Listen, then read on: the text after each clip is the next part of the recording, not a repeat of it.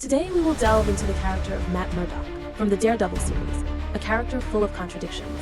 The hero is in a constant struggle between his strong belief in justice and the violent means he is often forced to resort to. Matt works as a blind vigilante by day, serving the law, and by night, enforcing justice with his own hands and in his own way. The question is, how do his moral principles intertwine with his actions? And that is the pivotal point.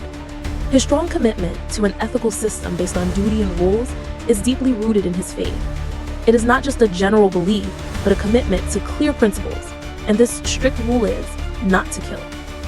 This is what distinguishes him from his nemesis, King Ben, who believes that the end justifies the means, and also distinguishes him from other heroes such as the Punisher, whom we will discuss in the next analysis. Here, the contradiction of Matt Murdock's character is revealed. The principle of non-killing is juxtaposed with extreme violence. Daredevil's nighttime violence leaves his opponent severely injured, bloodied, and sometimes permanently disabled. This is not just self-defense, but rather offensive and calculated violence.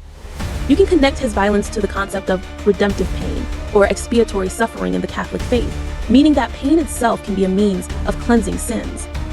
Daredevil would strike criminals as a form of atonement for their sins, making them suffer as part of their due punishment. But you can also connect the character to deeper psychological aspects that might describe his actions as sadism, finding a kind of satisfaction in severely punishing those he believes deserve it. This might also be called moral masochism, meaning accepting the terrible pain he personally experiences through his actions and his pangs of conscience. It's as if this pain is atonement for his own violence or his sense of guilt because he acts outside the law, punishing the criminals and himself at the same time. Speaking of his supernatural powers, it's clear that his powers give him extreme precision. He can make people feel terrible pain without killing them, as if he's walking on a tightrope. However, this doesn't negate the terrible internal conflict and his constant sense of guilt and simply inflated superego. He sets ideal and almost impossible moral standards, which puts him in constant internal turmoil and raises questions. Does he secretly enjoy violence? Is his fear of killing solely due to strict moral principles? Or is his constant fear that if he crosses this red line, he will turn into a monster like the others, the same ones who punish them? Difficult questions and a desperate struggle increases the complexity of the character. When you consider his dual identity, the lawyer and the night watchman, as a lawyer who works within the system and the law, and at the same time a watchman who works outside the system and the law, this creates constant tension. You see this when he faces the corruption of the system and the law, as in the third season when King Ben manipulated the FBI.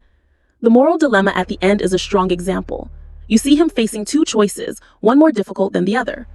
Will he let Dex kill King Ben and Vanessa and achieve a twisted justice without killing them himself?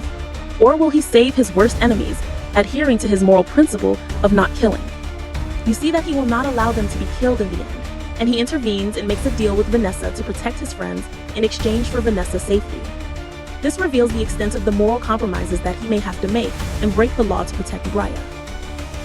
In the end, Daredevil is a living embodiment of the ongoing moral struggle, as a person with strict principles stemming from his faith, but he is forced to use extreme violence driven by a sense of guilt and a desire to achieve justice that is not available in the legal system that he serves as a lawyer during the day.